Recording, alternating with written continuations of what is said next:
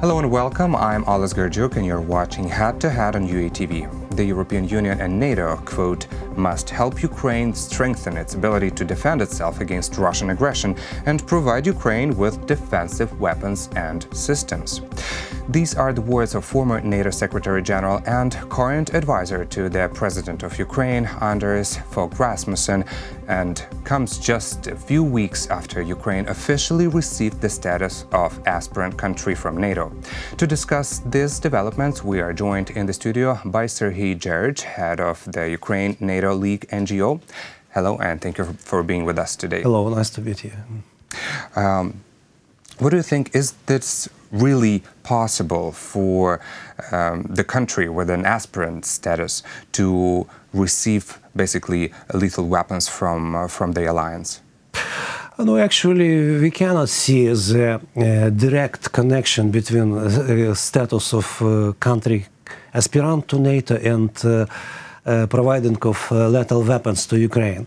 But when we have good relation with NATO as an institution, it's very important to connect, to build bilateral connections with each of 29 NATO nations and develop military cooperation, military technique cooperation with every country, and to buy the weapon or to receive weapon from these states. But we're talking about states that are members of NATO.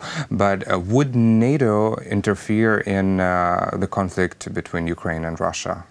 No, I think no, but no, NATO support Ukrainian positions, first of all, politically. Yeah, it's very important. It's very important for us. For us, the very bad situation when Ukraine will single country against Russian aggression. Very important that we have support from any international institutions like EU, UN, and NATO. We hope that our relation with NATO will increase our capacity in security field, first of all. And this political dialogue which we have, we are not member of NATO, of course, but we hope for future membership to NATO. But now we have only political dialogue, practical cooperation, and these issues increase our capacity, our powers. So we can only rely on the drills which are organized by NATO in Ukraine, but basically not on provision of lethal weapons? No, it's depend. Of course, we insist that we need to receive defense weapon, lethal weapons. It's very important to start to do something. And when we receive first portion of any kind of weapon from US or from any other states, it open the door for such cooperation with other country, because it's give like positive signal, green light for cooperation with Ukraine in military sphere. So we hope for that. Well, but this new status that we mentioned, this aspirant country in NATO, how does it change Ukraine's security and military sphere? It's not the same like member of NATO, of course, but it's very important part of mechanism of future cooperation. Yeah, like NATO recognized Ukraine as the possible member. Yeah, sure. No, first of all, we change our legislation. Our justice just now have positions that our main goal to reach membership in EU and NATO. It's a very important signal for, I say, internal reforms in this sphere, and of course NATO recognizes this position and give to us this position state aspirant to NATO. Well, this dialogue about developing our army to be compliant with NATO standards started already many years ago, but since 2015, Ukrainian army actually has started implementing some reforms in the military sector, and these NATO standards should be implemented by 2020. How successful are we in evolving to these NATO standards in our army? I hope it's possible for us to reach these all standards in 2020, as it was ordered by President of Ukraine to our security sector, not only army force, but security service, police, and another state bodies. But it's nothing new for Ukraine, because even before Russian-Ukrainian war, we took part in international peacekeeping missions around the world, together with NATO, with EU, with UN, and all these missions, Ukrainian troops need to use actually NATO standards for this mission. So for our Ministry of Defense of Ukraine, it's absolutely clear what it means. But we need time, we need money, we need efforts actually, and we need advices. So very important that NATO states like US, Canada, Britain, they send to Ukraine instructors and specialist advisors, and these people support us in this our reforming of our society. But what are the exact standards that we need to implement here in Ukraine? No, very important. Three kinds of standards. First of all, it's English language. If you have more higher rank, you need to know better English. For example, general must speak English better than soldier as well. Another kind of standards is radio and radio connections. It's very important to have frequency very defend from outside revision, etc. It's basically to protect the signal. Protect the signal, yes, it's special. And last one, very important, it's a system of decision-making process, how to organize, how to manage of military units. In our country, traditionally, it's very close. It's depend from first person in the army, but usually in NATO states.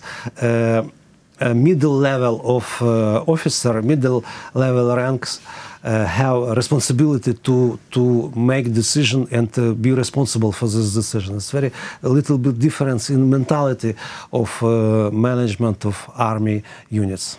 What about the bureaucracy and maybe a digitalization of the documents? Because Ukrainian army, sometimes by a joke, is being called like Ukrainian paper army. No, we try avoid this. Just now we increase our modern possibilities, modern positions, and we try to avoid these old stereotypes.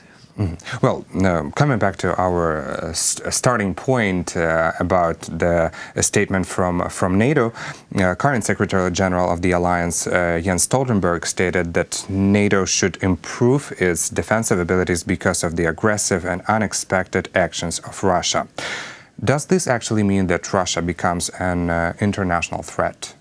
Absolutely, absolutely. I think it's third world war, hybrid war, but it's just continue because Russia have aggressions, made aggressions and make aggressions against Ukraine, against Syria.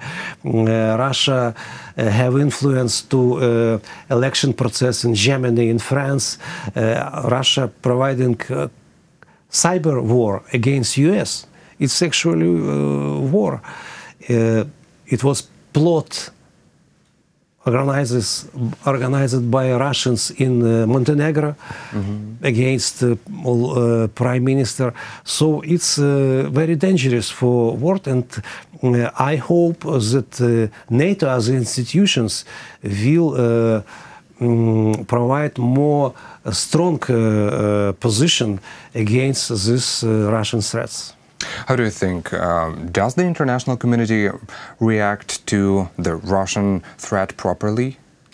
Not yet, because for Europe we can see we have actually 4 years of Russian-Ukrainian war. Even now we emphasize every time that Russia provides informational war against Ukraine, against all countries, and even now NATO created a unit which will be detect, research Russian propaganda. But we need give answer now, not only research Russian propaganda. We need understand that we need make more influence. And as a result, we lost some positions. And even Russia increase their activity now in Bosnia and Herzegovina and provide for Bosnia and Herzegovina scenario like Donbass in Ukraine. It's very dangerous because this country is going to be a member of NATO in future. But if there will start some local war, it's cancel of Euro and Euro-Atlantic aspirations for this country. Can we expect actually some really strong decisions from NATO summit, which is going to be held this July? Of course, we hope that NATO will increase their capacity, their positions. NATO will support these frontline countries, not only NATO members like Estonia, Latvia, Lithuania, Poland, Bulgaria, Romania, but also Ukraine, Moldova, Georgia, because this country all provide resist against Russia. And very important to understand for NATO that together with Ukraine, it better provide resist against Russian aggression than separately. Well, let's hope that we will strengthen our cooperation with NATO, and thank you so much for this interesting conversation. Thank you. That was Serhiy Dzherdzh, head of the Ukraine-NATO League NGO. Thank you for watching Head to Head. I'm Aspirant. Goodbye.